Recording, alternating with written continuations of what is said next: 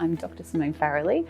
I'm the Principal Clinical Psychologist for Royal Melbourne Hospital Mental Health Services. General anxiety that we all experience is our brain, our internal alarm going, oh, there's some kind of danger. It sends a signal down to your heart to get it to beat faster. So you've got energy and blood flow around to the major muscle groups in your body to get you ready to run away or to stand and defend yourself or freeze if necessary. But when it becomes unhelpful is if that internal alarm is going off all the time.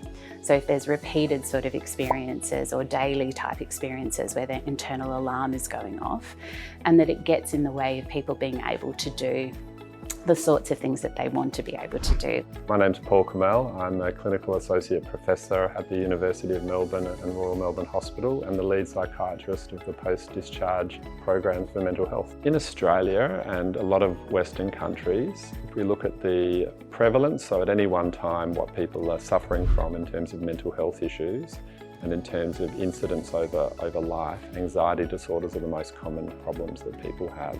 So they're very important at the primary care level, at the community level, and also at the tertiary level in hospitals like Royal Melbourne Hospital. It's important for us to be aware of and intervene with anxiety. Hi, I'm Eleanor Gwynn. I'm one of the Chief OTs here with Royal Melbourne Hospital Mental Health Services. Anxiety can take many different forms. Sometimes people have very physical symptoms of anxiety, so they might feel panic symptoms, racing, heartbeat, difficulties breathing, tight chest. They might have tightness in their muscles. Sometimes anxiety might take the form of, I guess, a lot of repetitive thoughts and worries, and also thinking about the worst possible case scenario, worrying about making decisions because it could have a terrible consequence, or the person fears that it might have a terrible consequence. Sometimes people also experience symptoms of amotivation or depression even when they have anxiety. So getting out of bed and doing these things can become a lot harder. We all have experiences of anxiety in our day-to-day life. Like driving a car is an inherently dangerous thing. You know, people cut you off all the time and you'll have a flash of anxiety at that point because your body is alert to the potential danger.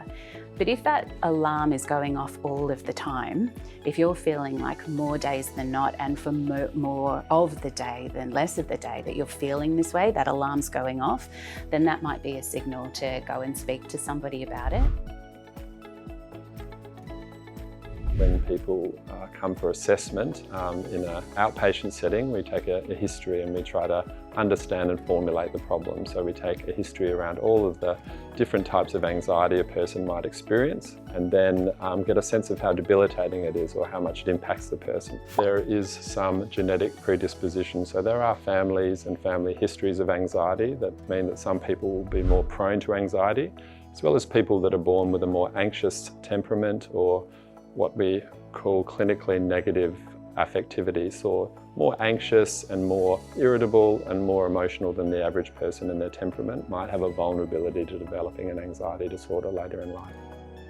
From the perspective of mental health and psychiatry, we think about a range of clinical problems or disorders with anxiety, all the way from panic disorder, agoraphobia, certain types of phobias, and also obsessive compulsive disorder.